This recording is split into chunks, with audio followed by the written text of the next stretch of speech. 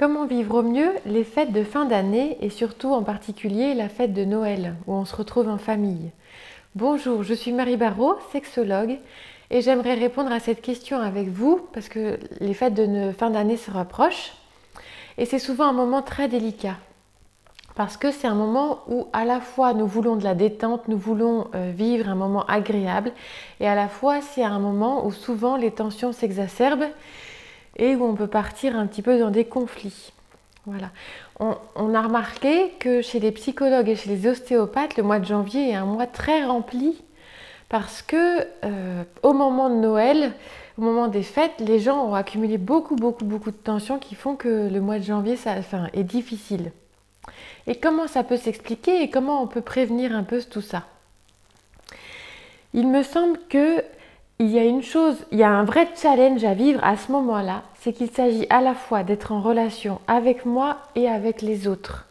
Le plus souvent, là où je vais me mettre en difficulté, c'est que je vais être en relation davantage avec les autres qu'avec moi-même. C'est-à-dire que je vais me suradapter. Je m'adapte à des choses qui ne sont pas complètement respectueuses de moi et qui du coup vont faire plaisir, mais où moi, je ne réponds pas complètement à mes besoins, je fais une croix sur qui je suis. Ça peut durer une journée, une demi-journée, ça dépend comment on gère la frustration et comment on gère ce mal-être.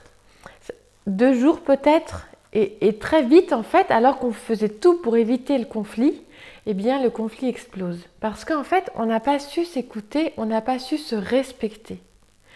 Et donc il y a vraiment une chose à laquelle il faut être très attentif, c'est d'être à la fois attention à qui je suis et à l'autre. C'est-à-dire que si je cherche à faire plaisir sans me respecter, alors on n'y est pas.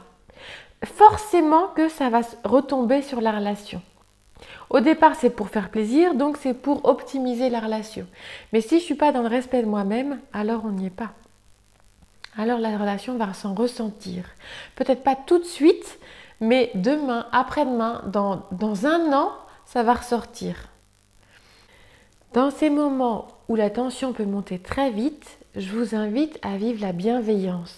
Pas simplement la bienveillance envers les autres, ça j'imagine que vous avez déjà à cœur de vivre la bienveillance envers ceux qui vous entourent. Mais surtout et avant tout vis-à-vis de vous-même.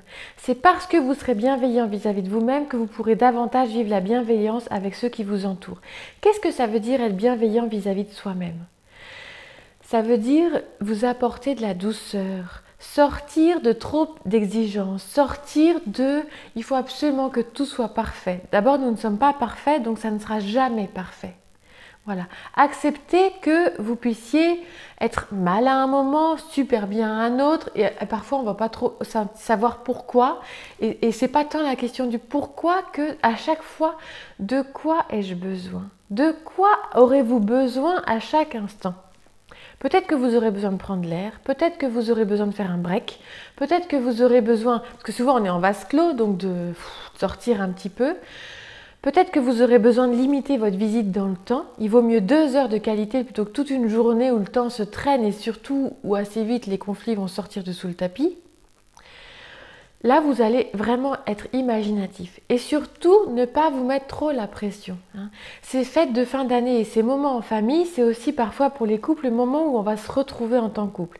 Et comme il y a toute une ambiance de Noël avec la magie de Noël et toute cette féerie un petit peu dans laquelle nous sommes, eh bien parfois, nous allons aussi nous mettre, alors que c'est des moments émotionnellement très intenses, nous allons nous mettre la pression pour vivre une sexualité un peu plus que d'habitude. C'est pas forcément le meilleur moment. C'est pas forcément le meilleur moment quand je suis en famille pour vivre ma sexualité, surtout si elle est un petit peu difficile, si elle ne se vit pas de façon très fluide. Ne vous mettez pas trop la pression. Ça va rien vous apporter de plus. Ça vous permettra juste de cocher une case. Oui, j'ai fait l'amour le soir de Noël. Qu'est-ce que ça peut faire, À ce moment-là, dans la bienveillance, peut-être que ce qui sera plus ajusté, et ça va dépendre complètement de votre situation, peut-être que ce qui sera plus ajusté, c'est de vous faire un câlin, de vous apporter justement cette douceur dont je parlais.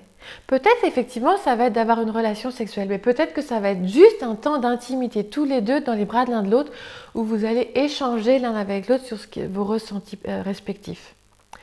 Voilà. Je vous souhaite de bons temps de fin d'année et je vous dis à bientôt.